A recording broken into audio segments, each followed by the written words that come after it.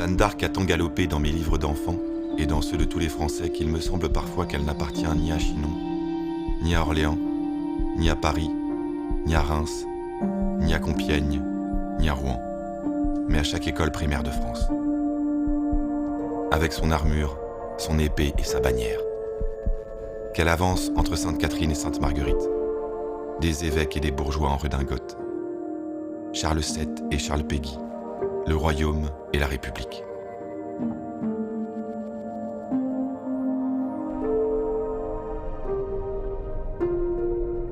Et il me semble que cette basilique de Don Rémy sort elle aussi des images que j'aimais dans les vieux albums. Avec ses bancs de bois luisants et bien rangés, ses arcades régulières, ses murs minces. Presque une église de catalogue pour les architectes départementaux de 1880.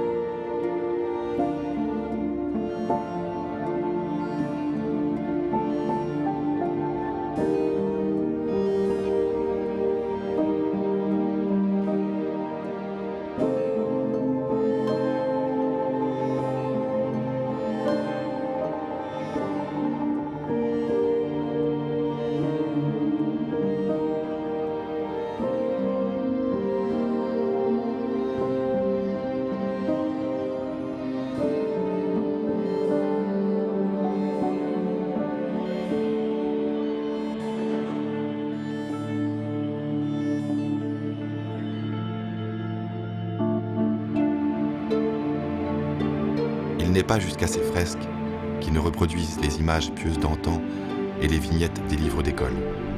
Il n'y manque pas un mouton, pas une vache. Il n'y manque ni le chapeau de fourrure du roi, ni le hénin des dames de sa suite, ni la touffeur des batailles, ni la rage du bûcher d'où Jeanne émerge blanche comme un cierge ardent.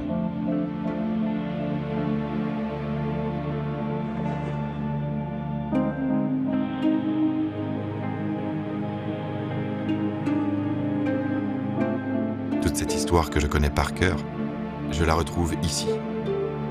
La fille de Lorraine à qui Dieu a fait dire de bouter l'anglais hors de France.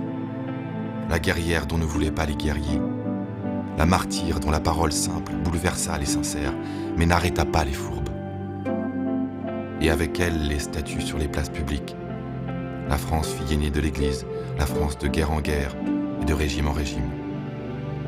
Le récit national qui est devenu mon récit.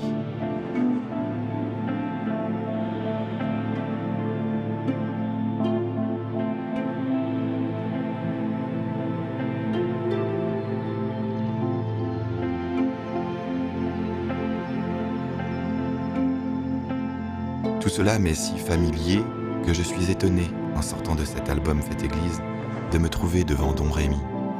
Car Don Rémy existe vraiment, et pas seulement dans les livres. Don Rémy est un vrai village de la haute vallée de la Meuse. Dans cet ancien bailliage de Vaucouleurs que couvraient la forêt et les vignes, et au cœur duquel coulait une rivière tranquille, faite pour les petits pêcheurs en culottes courtes. Don Rémy, la patrie de Jeanne d'Arc, c'est cela.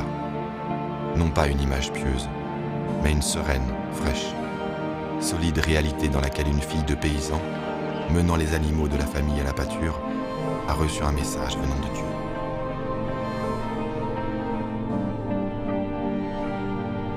Saint-Michel, Sainte-Marguerite et Sainte-Catherine ont surgi devant Jeanne, comme cette basilique surgit au milieu de la campagne, presque incongrue, et cependant bien réelle. Des arcades, un porche, une flèche, tout l'attirail des églises de pèlerinage, façon Troisième République, s'élève devant moi. Aussi parfaitement réel que les oiseaux dans les arbres, que les bois qui frangent la côte. que les prés et que le ciel, aussi parfaitement réels que ce que Jeanne a vu et dont elle a témoigné devant ses juges. J'avais tant vu Jeanne d'Arc dans les livres d'images qu'elle était devenue, dans mon âge adulte, comme une légende. Mais Don Rémy n'est pas une légende. Cela peut arriver. Une bergère, où toute femme, tout homme, peut recevoir une impulsion de Dieu, un message, une grâce, un espoir. Une basilique peut s'élever sur un coteau entre deux prés et briller et parler par toutes ces pierres de l'extraordinaire de Dieu.